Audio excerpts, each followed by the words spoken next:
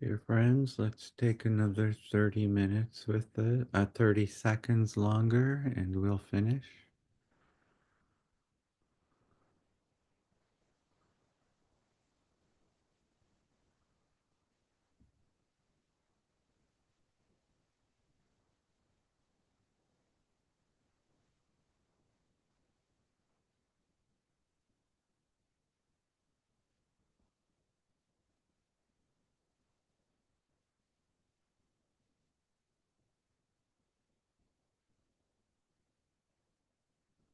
5, 4, 3, 2, 1. You can rub your hands together, place them on your eyes, and when you're ready, you can look into the palms.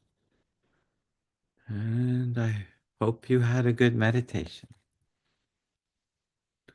I had a good meditation, so let's see. Yeah, it was very, very good. Deep meditation.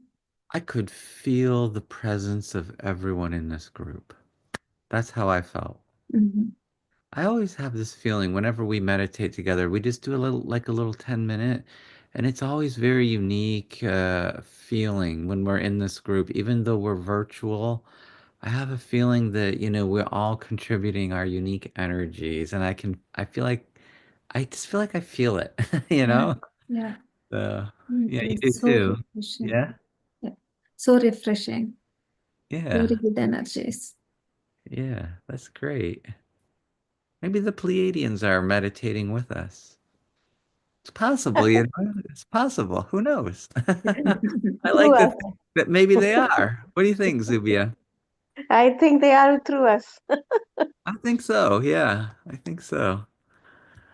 And I Okay. agree about the Yeah. energy. It's very beautiful, very soothing. Oh, good, good. So you noticed that too. Okay, good. Yes. Yes. Wonderful. All right. So today we are going to discuss chapter 10 in the book, and it's called A New Paradigm of Light. Um, I'll just show you again a page in the book. I really like this. Hopefully you can see this. This is just the title of the chapter, but look at the design. There's the star pattern, the Pleiades star cluster. I just like it. It's really nice. I've been going out a lot during the evenings recently. We've had a lot of clear nights, and I look up at the sky and I see Jupiter. Jupiter is very bright and very Very bright. prominent. Yes. Yeah, Yes. you noticed. And Yeah, I noticed that that's like a big star, right? yeah, yeah, it's not so Venus is also out. You just remember Venus is more in the west and it's like bright during a couple hours after sunset. Yes. Jupiter is out for most of the night because it's more like straight up in the sky. Oh, okay. And right next to Jupiter is the star cluster Pleiades. So if you're ever having trouble finding the Pleiades star cluster, if you want to see it, locate Jupiter and then very close to Jupiter, I always want to say it's on my right hand side, but it's just because of my perspective, how I'm looking. It might be for you too. When you look up and you see Jupiter, you say, oh, just to the right of Jupiter, Pleiades star cluster. You can see it best in your indirect sight. If you look at it straight on, you can still see it, but it's kind of dim. But if you look at it with your indirect sight, you can actually get a better look at it. So I always look for it. And when I was in South Carolina this week, I was at Myrtle Beach, and the sky was kind of not cloudy, but it was hazy. There was this interesting haze in the sky, and during the day, it made the light filtered, and it was a golden sun, and it this golden sunlight just hitting everywhere. It was so amazingly beautiful. But then at night, I would look up at the stars and we could see the bright ones, but the dim ones weren't visible. So I would spot Jupiter, but no Pleiades. So I was missing them. Yeah. But I saw them tonight earlier. Just like this shape Yeah, so this exact pattern in the book, pattern. you'll see that pattern. It's very dim though. You got to look for it. But I would say if you can kind of memorize this pattern of stars, Mhm. um, then go look at Jupiter and look to the right of Jupiter. You'll see the same pattern of stars in the Mhm. sky. It's really nice. Yeah, Yeah. good. Okay. So let's start in on this new paradigm of light, they say. And we start off with a nice question. Pleiades say, who are the bringers of the dawn and what is their role? The bringers of the dawn are those who carry the rays of the sun and bring light and knowledge. They have an ancient organization, an ancient society, an ancient spiritual bonding that keeps them doing certain work within a certain star system. You are members of the Bringers of the Dawn. Otherwise, you would not be drawn to this book. The members of this elite organization come to Earth at different times to do their work. This occurs when a cycle has been set, and events are perfect for them to allow the energy from the high cosmos and the energy from Earth to merge within their own beings. The energies from the cosmos are always coming to Earth, and the energies from Earth are always lifting up toward the cosmos. Humanity creates the sacred bridge between earth and sky, which some have called the Rainbow Bridge. The bringers of the dawn allow these energies to merge so that the dawn or the light is awakened within them. They then bring that dawn to civilizations. This is who you are. This is what you are doing. And so are multitudes of others. You are the bringers of the dawn. So I'll just stop here for a second. I really love this passage. I think it's wonderful. It's a wonderful description of how energy is coming from the cosmos to the earth, and then energy is emanating from the earth towards the cosmos. And here we are, humans and also bringers of the dawn. Why bringers of the dawn? Because we have a way of integrating these two energies. We have a way of touching both the energy of the cosmos, and at the same time touching the energy of the earth and making sense of it. For some of us, it makes a lot of sense. It's very intuitive. And so we're the bringers of the dawn because we integrate these energies. We can hold that frequency, but even more, we can make it available to others who aren't necessarily aware of it. Okay. I have been in the presence of other people, and I I can't really describe it. I can't go into any real detail about it. It'll just be brief here. Um, but I felt like I was able without words, without explaining anything in words. I felt like I was able, or maybe I wasn't able to do anything, but just by my own awareness and presence, make this light that the Pleiades talk about, the dawn that was just described, in an awareness of another person. I've had the impression anyway. So I do believe what they say right here in this passage. I absolutely believe it's 100% true. I Mhm. can I can relate to it. Okay. Pleiades say, as bringers of the dawn, there is a certain stance that will facilitate the commitment you have made. This stance is one of allowing and moving out of self-indulgence and out of the discounting of your own experiences. Okay. So think that's kind of an interesting point. Don't discount your own experience, they're saying, right? Your own experience is important. So don't minimize it. Don't push it under the rug. It's there for you. Okay, back to the Pleiades. For the bringers of the dawn, each link makes up the whole, no matter how it is constructed, no matter what strength or weakness it has, and no matter how big or small its role. Strength or weakness or influence are not necessarily to be compared. They're simply the stance that consciousness, in its own dance of reality, chooses to focus upon. And I would just add my own self, I would say strength or weakness is your own judgment that you put on a situation. You decide if something is a strength or a weakness.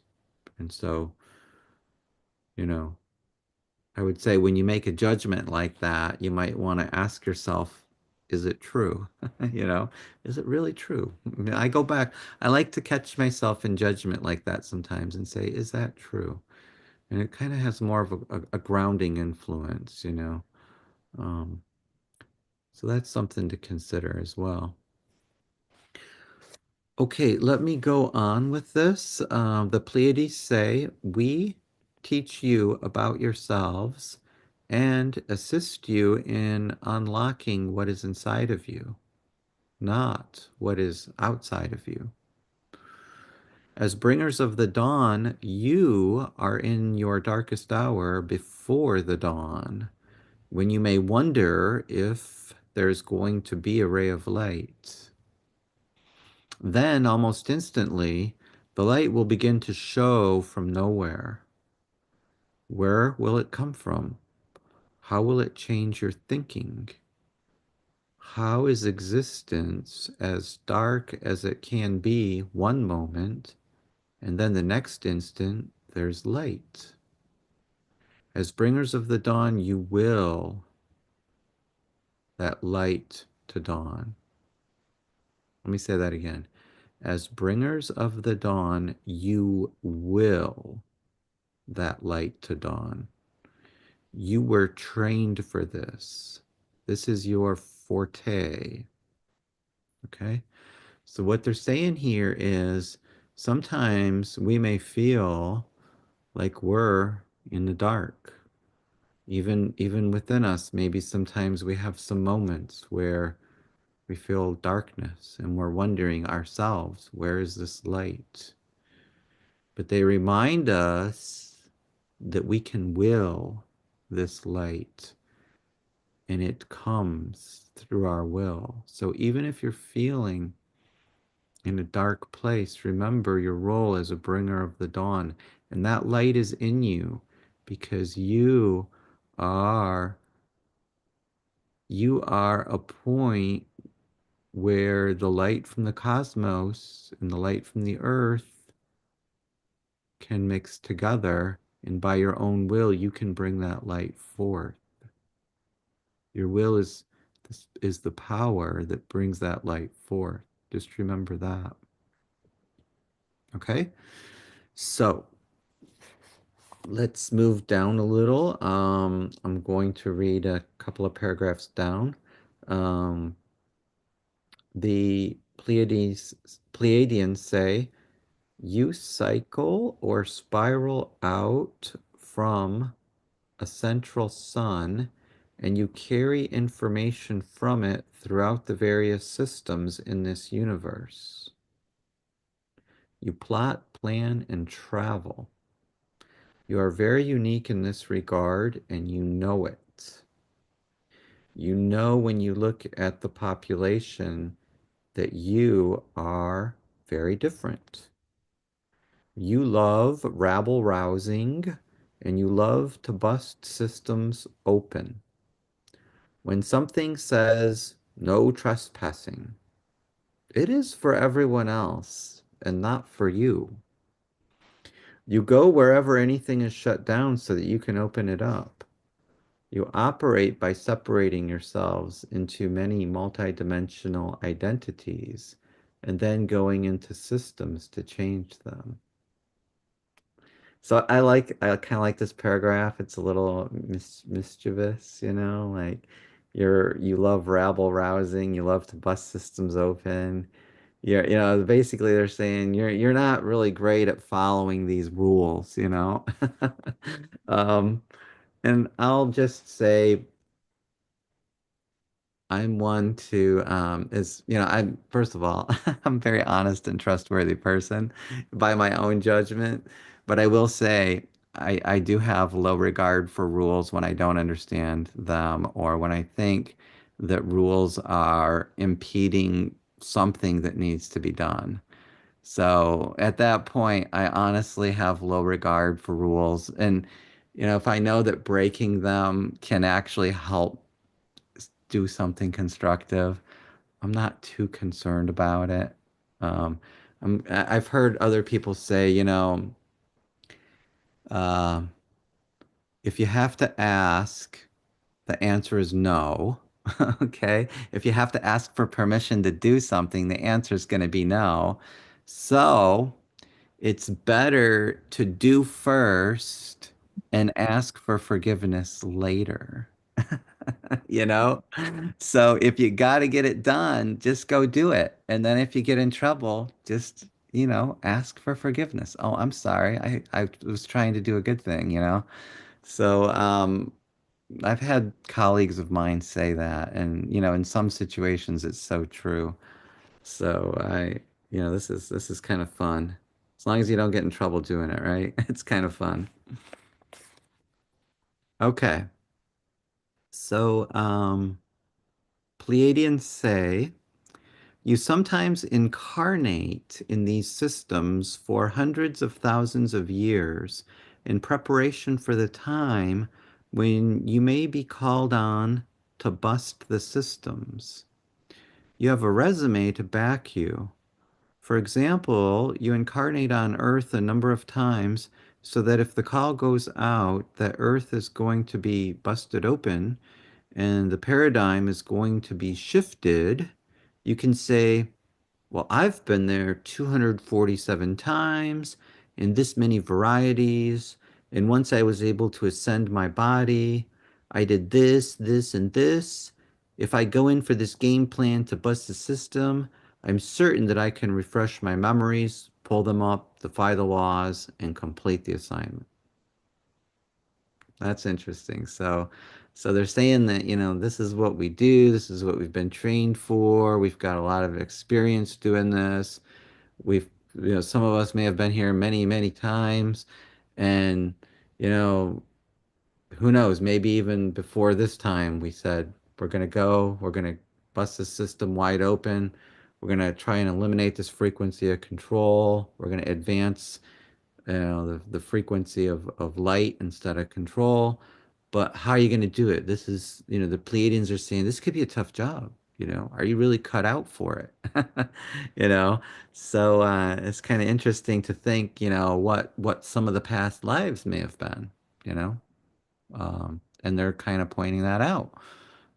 We may not have that memory in our direct memory right now, um, but the fact that they say here, I'm certain I can refresh my memories, means that those memories exist somewhere. You may not recall them, but they exist somewhere.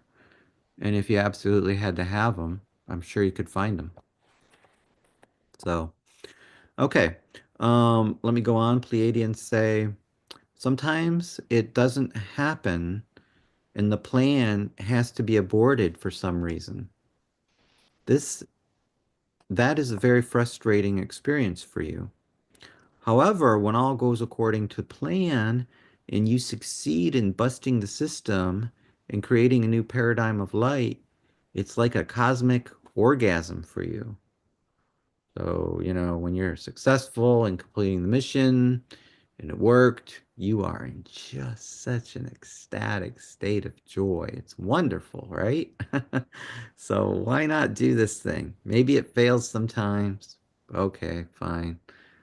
We'll try again. We'll come back another time for another try at it, and we're gonna succeed. Pleiadians say, members of the Bringers of the Dawn or the family of light work in teams. You don't go into systems alone.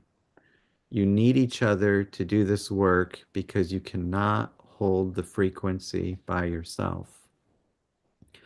By going in as teams, you increase the odds of successfully carrying out the plan.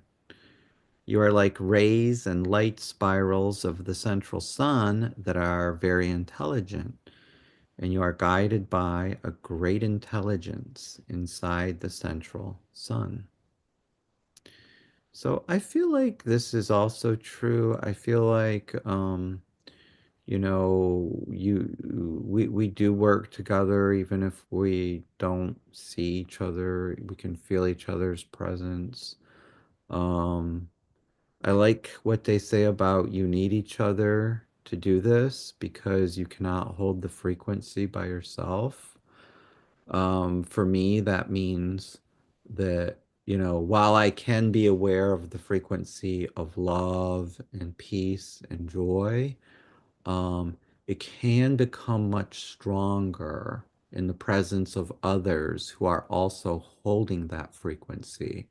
I've noticed. Sometimes when I'm by myself, that frequency is in the background and I'm less aware of it. But when I'm around others who are also holding that frequency, suddenly that frequency becomes very dominant, and it's a very dominant feeling to the point where it can sometimes even be overwhelming, and others catch it from you. So I know what they're saying here about you know, working in teams because one person by themselves may have some trouble holding the frequency, but several together will do a much better job at it.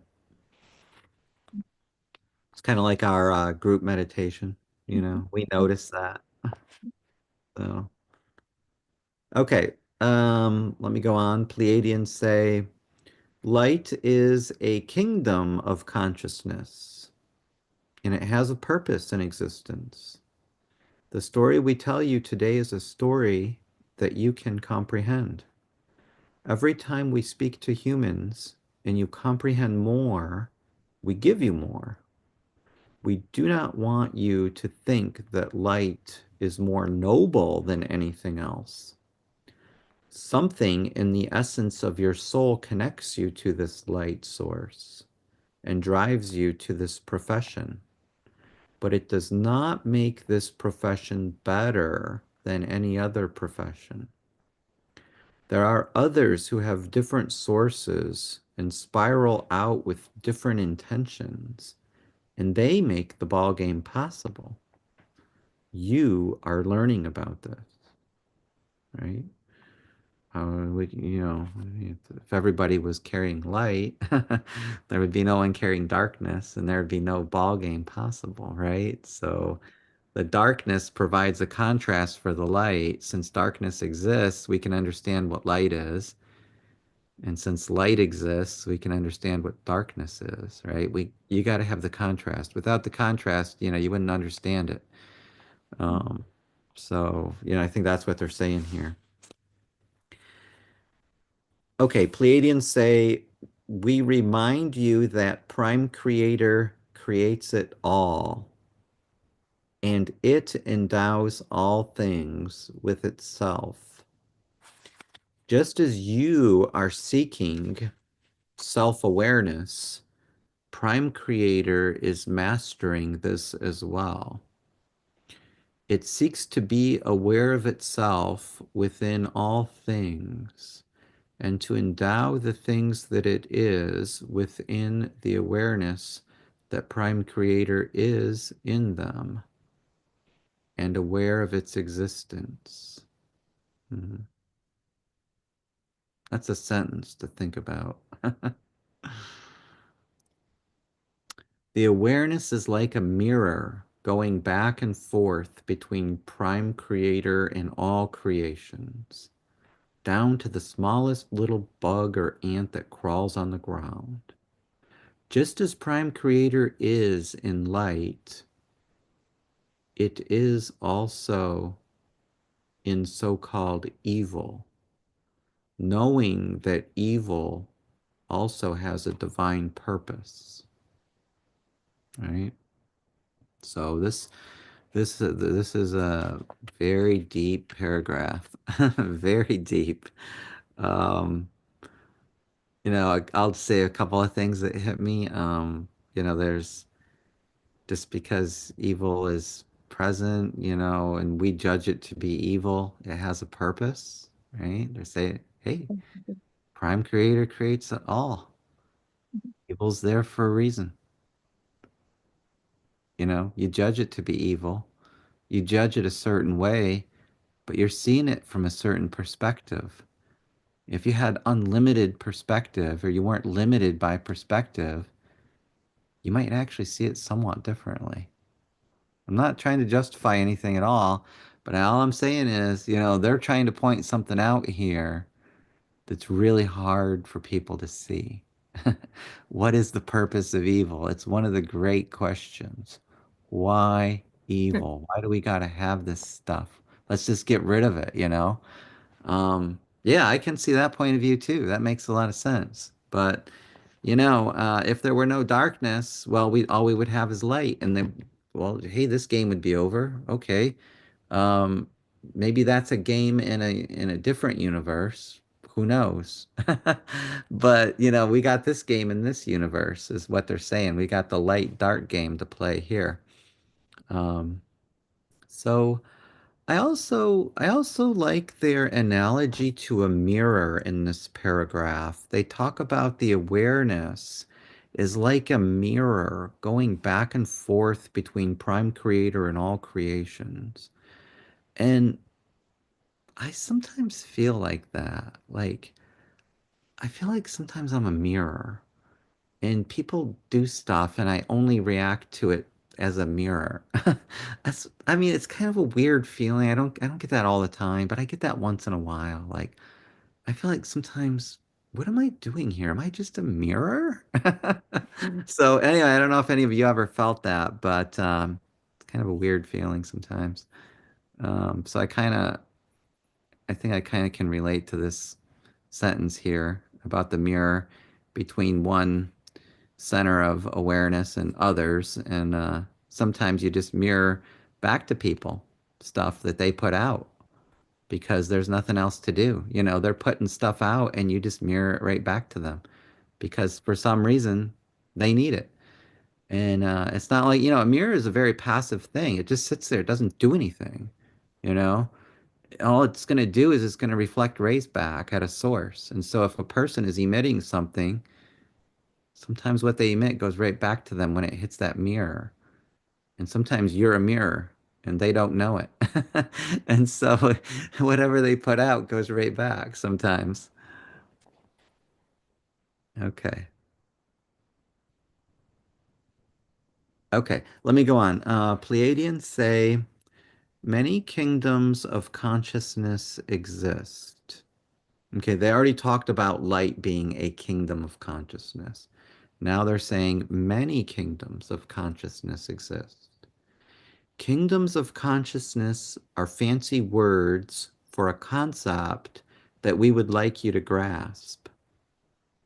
Within the kingdoms of consciousness, there is a likeness of energy, and there are many kinds of kingdoms of consciousness. The family of light comes from a particular kingdom of consciousness. When your consciousness learns the laws of creation, manipulation, and management of reality, it is quite easy for you to manifest into any form you choose. For those of you who have activated your shamanistic and native cultural memories, you well know that part of the teachings of native cultures was how to go into various realities and change form. The shamans in certain cultures were revered for this. They carried genetic coding and there were very few on the planet in relation to the entire population. They held the magic and mystery and kept the process alive. They were able to move in the forms of animals and various other shapes and guises. This was quite a profound science indeed. So I'll say I once met a shaman, very interesting individual. Uh, I could feel a certain energy radiating from that person. Um, I would not doubt it at all if that person could change form. Not at all, not one bit.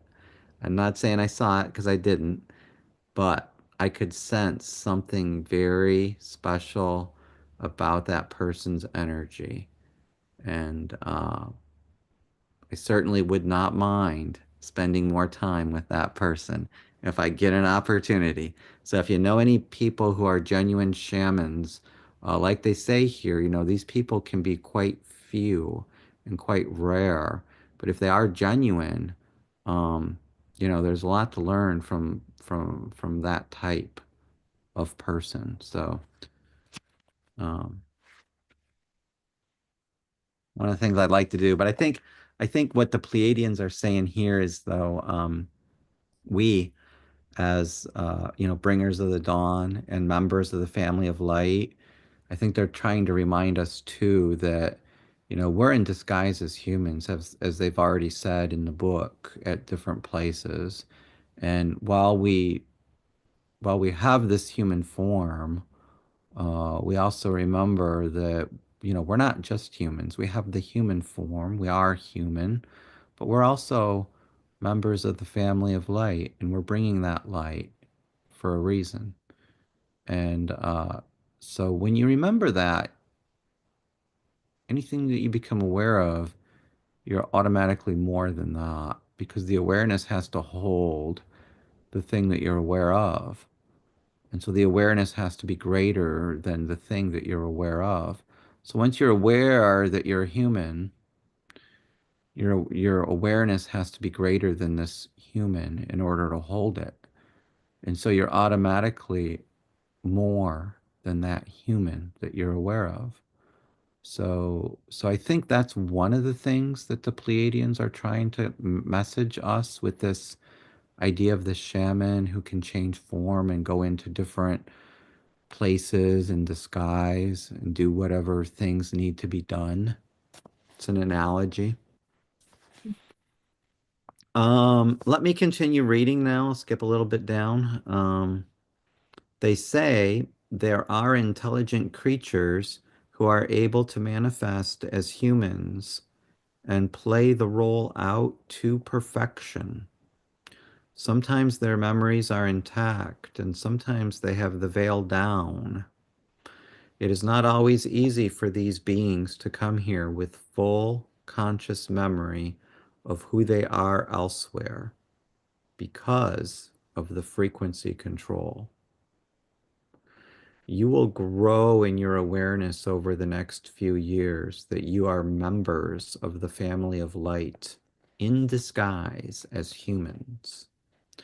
Part of the planned evolution of the human species and the planned rearrangement of the human DNA is for each person to begin to open a memory bank and remember who they are. So this is kind of a fun paragraph. There are intelligent creatures who are able to manifest as humans and play out the role to perfection. So think about what that might mean. What could it mean, Maybe maybe there's intelligent life visiting the planet and they really want to learn about humans on Earth, but they don't look too human. So they're able to manipulate their DNA. They're able to change their physical form so they appear as a human. And then they can integrate with us, learn about us, and send whatever they learn back to their home. And so that's one possibility that's, I think, being hinted at here. Um, Also, the other thing that's kind of interesting is some of these individuals who can do this, they say come with memories intact, but others don't because of the frequency control around this planet. So that's kind of interesting too. If you could kind of imagine that. I mean, you're trying to morph your form to match, to go in covertly. But what if you forgot everything because there was a frequency control around the planet? You'd be so disoriented, you might not be able to do the thing you wanted to do. You might get lost. You might get stuck. So I could imagine that some of those may be in that situation where they're just lost. They're stuck here on Earth because they can't remember what it was they wanted to do. Um, so, so this is just kind of fun and interesting to think about.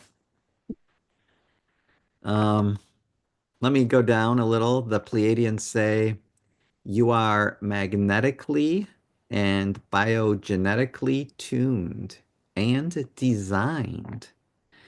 The members of the family of light are much more than human. Characteristically, you are supreme achievers in the multidimensional realm. One applies for a position in the multidimensional realm as a member of the family of light. As members of the family of light, you have incarnated on this planet to prepare yourselves to do your work. What is your work? Your work is quite simple. You carry frequency into systems that have limited light frequency because light is information. This is not cold computer data information. It is information that is transmitted biologically through an electromagnetic send out of consciousness. This is what you are experts in. If you were to have a business card printed up for yourselves when you are in full memory of your identity, it would say something like, Renegade member of Family of Light, Systems Buster, available for altering systems of consciousness within the free will universe. On call. So this is fun, but I think the a little bit earlier in the paragraph, they're talking about what is your work here, and it's quite simple. It's easy to remember. You carry frequency into systems that have limited light frequency. It's exactly what you do because light is information. I also like to remember beyond the information so I don't confuse it with the cold computer data information. I like to remember that this light is also considered to be love. And for me, love is, love is many things, but one of the things I think love is a recognition of self in the other. When we see another and we can recognize ourself there and not different, I think that's an expression or a form of love. And there is a certain frequency associated with that feeling, and it's transmittable. I have felt that it was transmitted between me and others. Honestly, I'm sure I've witnessed it without any doubts. I can point to specific instances where I've interacted with people and I could tell by I didn't do anything. I'm just sitting there and there's an emotional reaction from the person. And I'm just like, I didn't say something to that person, but they had a moment just when we were together and they realized something. And I want to say it's this transmission. We're transmitting this frequency of light, and you don't even have to say a word. It automatically goes out, and somebody who can receive it receives it. And that's great. That's wonderful. So that's what we're doing. Very important work, but it doesn't require much effort on your part. If you can be aware of the love that's existing within you, that can be very helpful because it can help to transmit the awareness to others. But beyond that, what are we doing? That's pretty much it. We're busting a system by being who we are, just by being ourselves.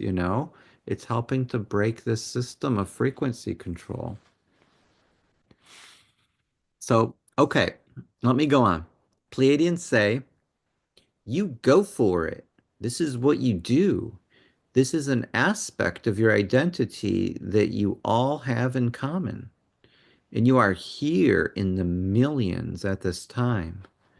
You are here primarily to remember who you are, to operate multidimensionally within the system, and to teach humans, the natives in this place that have been under frequency control for a long time. You're here to teach them a new system. You are disguised as humans. As soon as you begin to realize this, you will extricate yourself from the human drama and the human dilemma of frequency control. So, this is an important point at the end of this paragraph. As soon as you realize that you're something more than human, right? They say you're disguised as humans. But I like to think of it as soon as I realize I'm something more than human, then you extricate yourself from the human drama. You're not subject to it anymore. You can be the witness of it. You can watch it. You can watch how it plays out without being involved. You can be detached, right? Um, you can extricate yourself from the human drama, they say, and you can extricate yourself from the human dilemma of frequency control, because once you're out of the drama, you're outside of frequency control. All these things, this drama, which is part of the frequency control of fear, right? The frequency control is fear. That's the frequency of control. And that creates all the drama. Oh, there's a lack of, I don't have enough money. Oh, I don't have a job. Oh, I don't know where I'm going to get my next meal. All this is drama. It's all fear-based. The lack of is like the super aspect of it. Hey, there's just not enough to go around. Don't share with anybody because, hey, if you give away your stuff, you won't have enough for you, right? That's part of the frequency control of fear. So, um, as soon as you begin to realize it, you're not subject to it anymore. You can just be the detached witness. And then you're outside of that dilemma of frequency control. So I hope everyone who's listening has had moments where they realized they were outside of the drama and they were just watching it play out. So, Pleiadians say, before frequency control was instituted 300,000 years ago by the rating group of creator gods, the native species was somewhat clever. They had a very evolved system of receiving information and could directly receive on the planet from space contacts. They also had many different ways of distributing knowledge as it was received. Distributing knowledge on the planet at this time is based on technology, something outside of yourself. It is another clever bill of goods you are sold as a means of control. A long time ago, communication on this planet occurred through contact with one another by the use of internal mechanisms, and not by technology outside of yourself. So, they don't say exactly what it is, but you can maybe guess. I'm guessing telepathy was maybe an ability that people had more so than they do now. Now it seems to be more of a rare ability, more of an ability for certain special people. Um, I suspect that if we wanted to cultivate that ability, that we could get it back with some effort, some work. But telepathy comes up for me as a, well, what could this be? It's an internal communication system that I don't have to rely on, you know. I don't have to rely on my texting a message with my cell phone because that's outside. That's outside, you know. If I'm relying on the phone, what happens with my phone? What happens if I lose my phone, you know? If I'm texting a message through the phone, who's intercepting that message? Who's reading it? I don't know that they're reading it, you know? I mean, are we being surveilled? There's lots of open questions here about, you know, and they actually say it here, right? This technology is a clever bill of goods you were sold as a means of control. So somebody wants to control you. So they put that cell phone in your hand and they say, here you go. It's a super great tool. It's very useful. Of course it is. It's super great. It is very useful. But then you read stories in the news about how, you know, governments are spying on people and they're siphoning all this information. I've read stories about how every single telephone call, every single text message goes sucked up in some government agency, and people analyze it and look through it, and there's big data and all kinds of junk going on behind the scenes, and you have no idea what's going on with it. Why do they care? You know, why would they even care? Who knows? But, you know, it'd probably be better if we could develop telepathy. Then who's going to intercept that thing, you know? Good luck with that. So, it's an interesting idea. Hey, James, Yeah. I've always wanted a person who had that energy and thought to work in telepathy. I think you and I can work on it. Try. You know, we should do that. I like this idea. Yeah, let's do that. I'm open to it, okay? Okay. Yes, Let's I let would want to do that. Yeah, okay, let's get in contact about that and we'll try something. I'm up for it. Okay. Hmm. Thanks, Zubia. Yep. Okay, let me skip down a little. So the Pleiadians say when a human being resonates electromagnetically and broadcasts the frequency of fear, a transmission of consciousness is sent out. Where does that fear go? Where do your thoughts go? Where do your emotions go? We have already said that collectively, consciousness forms food. As systems busters, you have come in to eradicate the food source, or to change the food source from one of fear and chaos. Those who are nourished by that food source will have to either change their diet or leave this planet. You are here to bring information, light, the comprehension that there is potential for change, and a food source that works in cooperation and resonates with light. This is what you are about and what it is your responsibility to achieve. Okay, so something to remember. You know, somebody's benefiting by all the fear and chaos. Somebody is getting nourished through that type of energy. Who it is, doesn't matter. The uh, the implication here or the insinuation here is that, well, it's dark team people. You know, whatever form they have, who knows? Maybe they have a human form, maybe they don't. Who knows? Probably doesn't matter much. Um, but people on the dark team or beings on the dark team, they benefit because they get energy from the fear. We don't benefit as humans. How do we benefit? You know, it's all it's all a negative for us, you know. As humans, I think everybody could see how we benefit from the light of information and love, and we certainly don't benefit from fear and chaos. So it's definitely in our interest to change the frequency from fear to love. And then automatically those who are consuming the energy of fear will have to leave or change their food source and say, "Oh, you know what? This love is actually pretty good. I like it, you know?" Who knows? That'd be a wonderful outcome, I think. Okay. Let's go on. The Pleiadians say, "We understand that some of you are very puzzled about how to do this and how to bring about this state of impeccability in your own lives.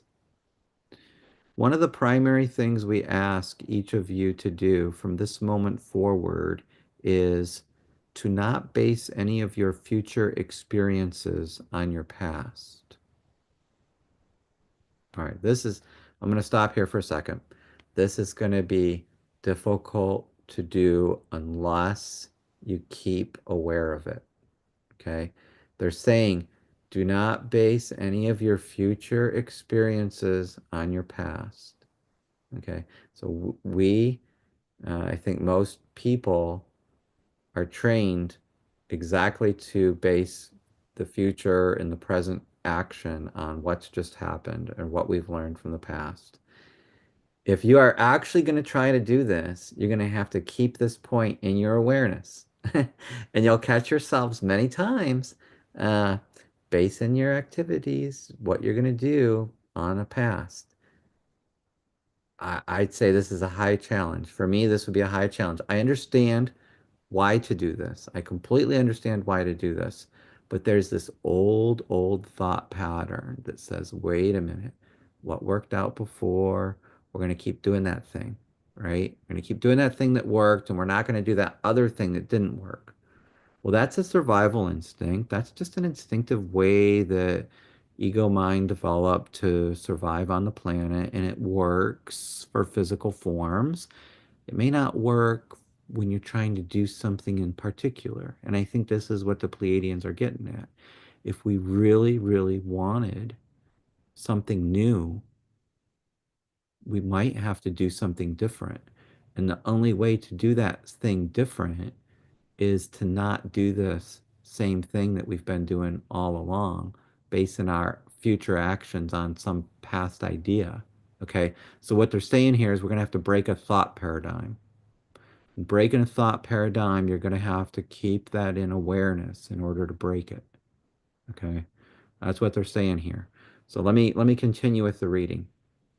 They say all of you love to drag the past in as an excuse for what might happen in the future.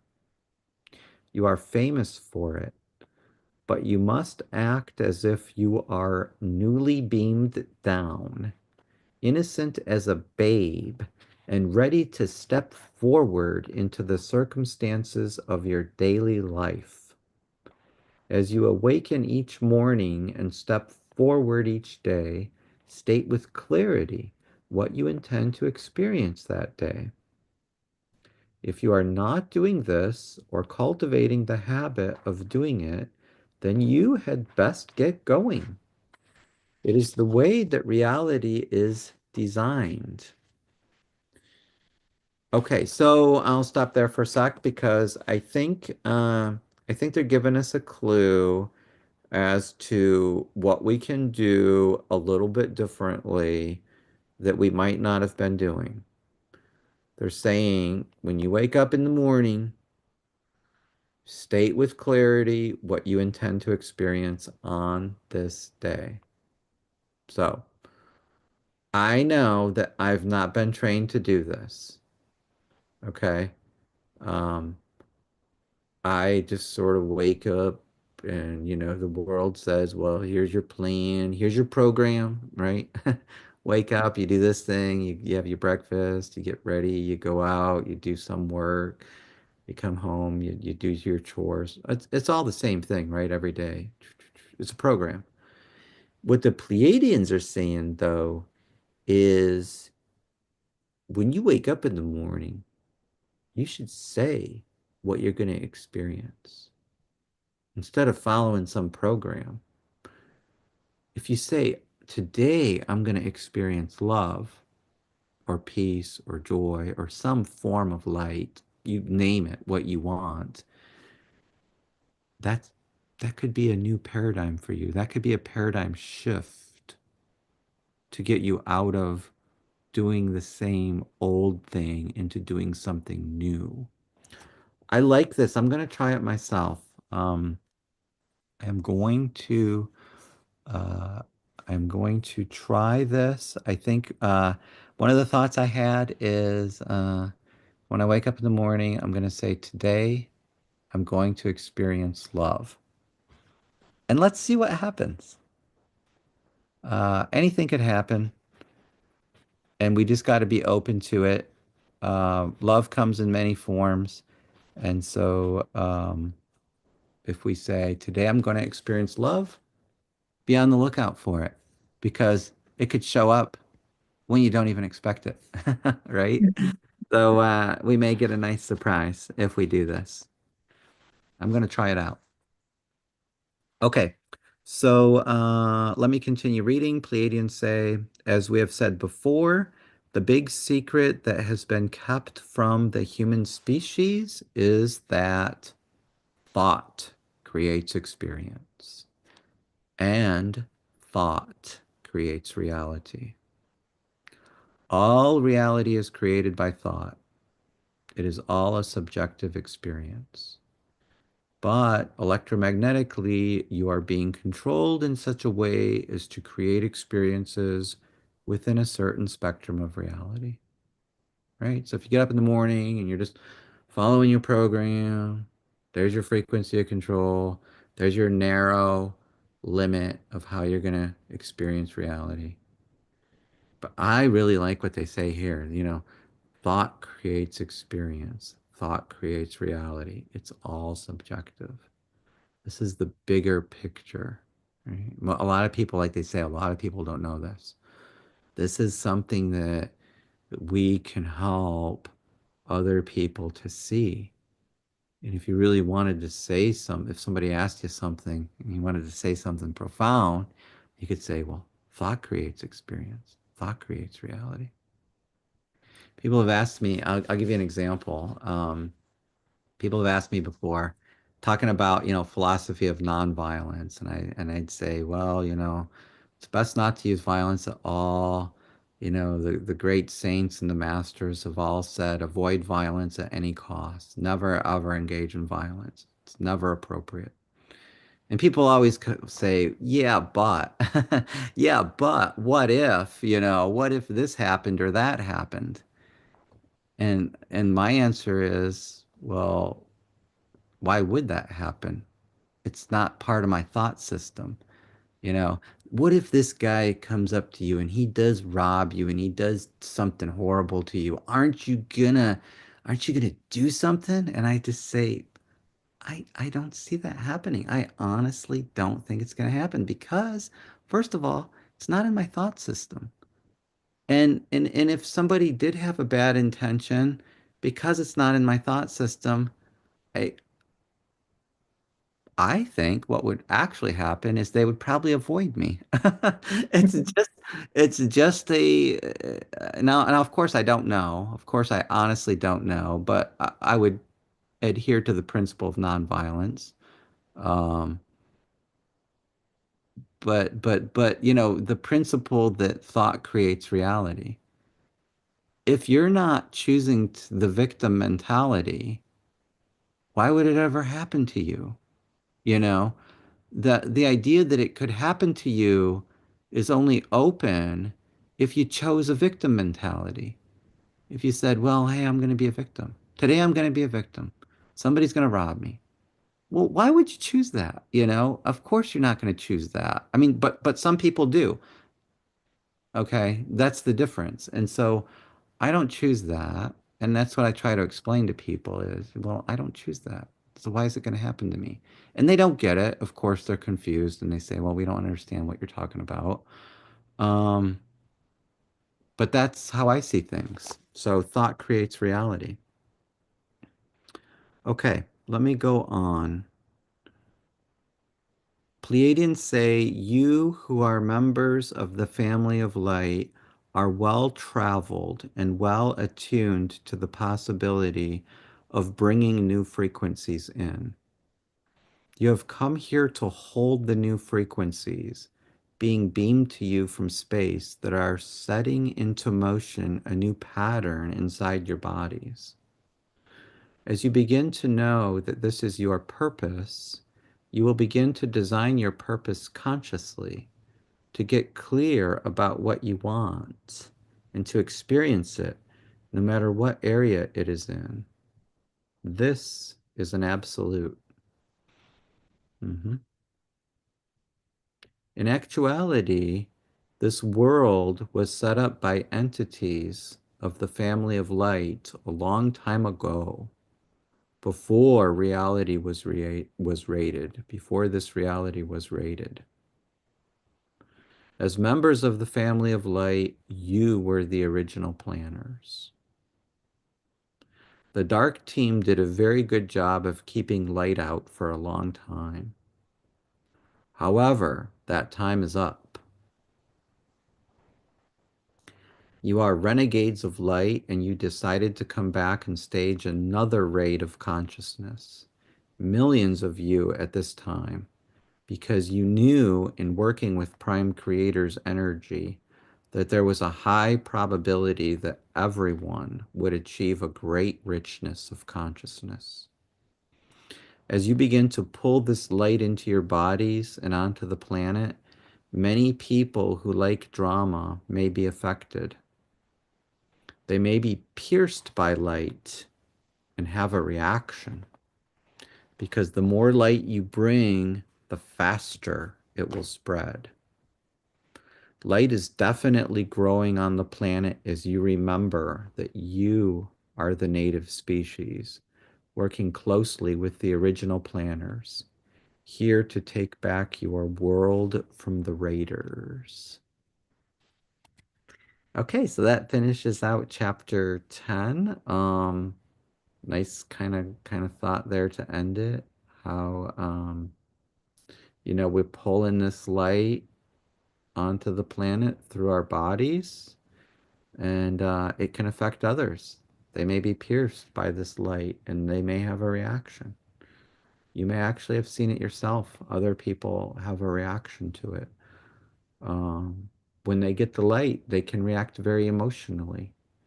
They might even cry. They might thank you. They might say they love you. I've had it all happen to me. I've had it all happen. People have cried. Thank you. I love you. It's been great. It's been wonderful. So this happens more and more and more. And you just have to hold this frequency of light and love, and it will do the work for you. So when you wake up in the morning, or at least when I wake up in the morning, I'm going to say, today I shall experience love, and then just see what happens. All right. So that's chapter 10. Would anyone like to comment or ask any questions? I actually felt that this chapter was very interesting and very eye-opening because it sort of gives away a lot of things that we are not aware of, like not only from elevating ourselves by knowing that who we are, but also understanding that the purpose of us to be is to be just light. That's the purpose. So Yeah. that sort of takes away that, we are all trying to find our purpose. What is our purpose? That's like a burden on your head. They Yeah. sort of make that easier by sort of sharing that all you have to do is be the pillar of light. Yes. And that brought a lot of clarity and peace, actually. Yeah, it's a great message because, a lot of people wonder, what is my purpose? Why am I here? And having that answer is important. And this is an answer. It's an answer. Your purpose is to bring light onto the planet, to help others to find this light. And it's a great purpose, in fact.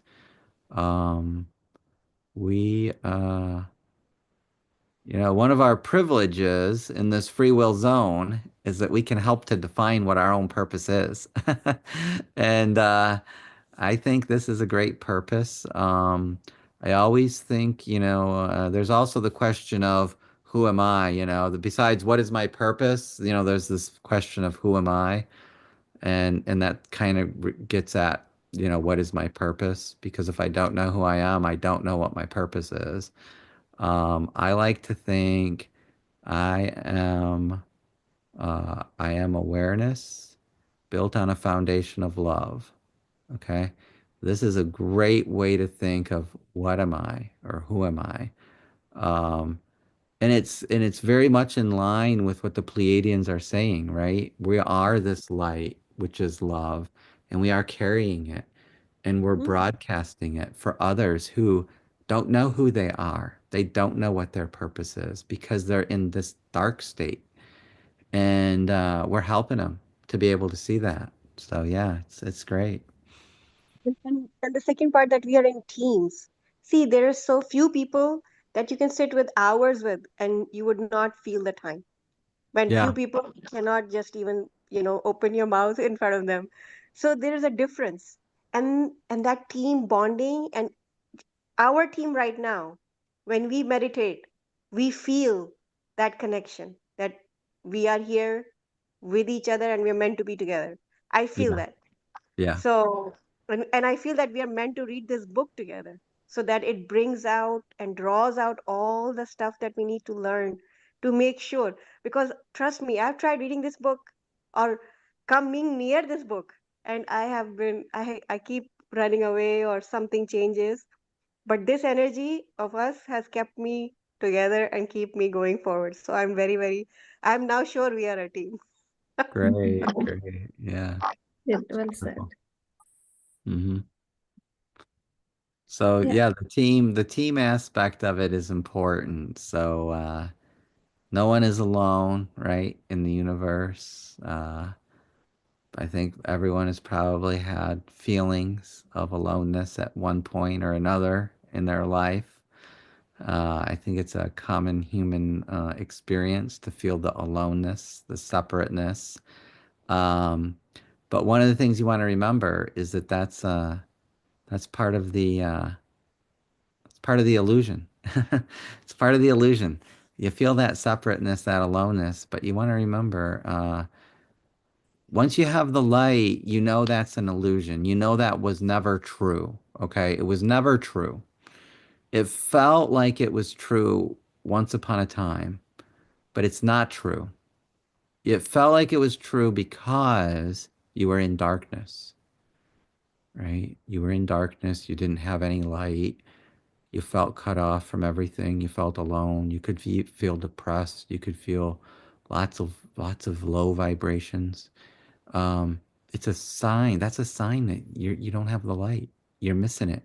You got to get with somebody who has the light so that the light can transfer from them to you.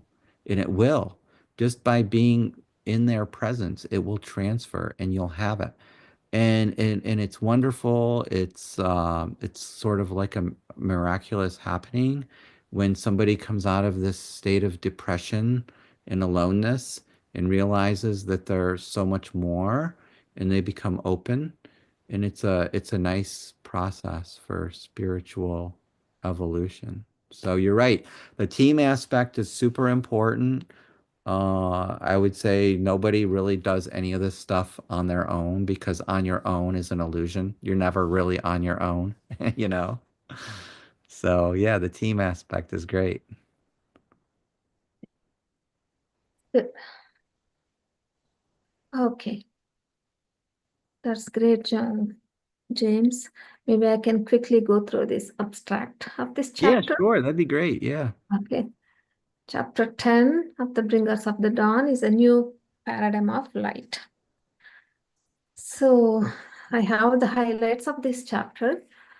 It's like overview of the big bringers of the dawn. The bringers of the dawn who embody the energies of light and knowledge are an ancient organization dedicated to spiritual work within a star system. Members of the elite group, referred to as the family of light, incarnate on Earth to facilitate the merging of cosmic and earthly energies, acting as a bridge between the two realms. The chapter asserts that those drawn to the book are indeed members of this group, tasked with awakening and spreading light to civilizations. This chapter defines roles and responsibilities also. Bringers of the dawn operate within a framework of allowing, focusing on collective strength and recognizing the interconnectedness of experiences. They assist in unlocking inner potential, particularly when individuals face dark moments before enlightenment. Each member has been chosen to undergo a process of mutation, evolving into higher beings and anchoring light frequency within themselves. This chapter also discusses about source and nature of light. The family of light originates from a central sun within the universe, described as a source storehouse of information. Members cycle out to distribute this information throughout various systems. Their unique role involves challenging established systems and opening closed pathways, often reincarnating numerous times for this purpose. This chapter also discusses experiencing and manifesting reality. The bringers of the dawn operate in teams to maintain the frequency required for this mission. Strength derived from light consciousness is essential, facilitating a shift from fear-based systems to those that promote light and cooperation. The chapter emphasizes that all beings, including those perceived as evil, have a divine purpose within the greater integration of consciousness. This chapter also discusses shamanic connections and evolutionary shifts. Shamanistic knowledge of altering forms and realities is acknowledged, connecting the teachings of native cultures to the current state of consciousness on Earth. As Earth undergoes a dimensional shift, a multitude of beings, including extraterrestrials, may return to observe and participate in this evolution. Members of the family of light are more than mere humans, possessing supreme capabilities in the multidimensional realm. The chapter stresses the importance of self-awareness and shedding limitations imposed by past experiences. By recognizing and asserting their purpose, members can effectively change consciousness on Earth. The history of frequency control implemented by creator gods 300,000 years ago has resulted in fear-based consciousness dominating human experiences. Members are encouraged to transform this food source by bringing light and information into systems previously grounded in chaos. The text reiterates the power of thought in shaping reality, urging members to consciously manifest their intentions and experiences. As members of the family of light reclaim their identities and responsibilities, they will catalyze the return of light and reshape consciousness globally. In conclusion, the chapter celebrates the role of bringers of the dawn in reclaiming Earth from darkness by tapping into their inherent light and power. They prepare to enact a new era of consciousness, reminding readers that they are essential players in this cosmic endeavor. All right. Very nice summary. Thank you very much. Yeah, somebody had this summary online, so I got it from there, but it's a very good summary. Mm-hmm. All right. Anyone else want to make a comment, suggestion, or question before we end today?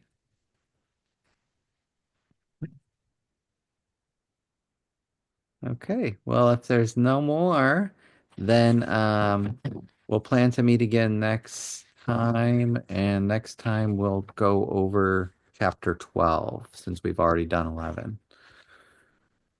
All right. Yes.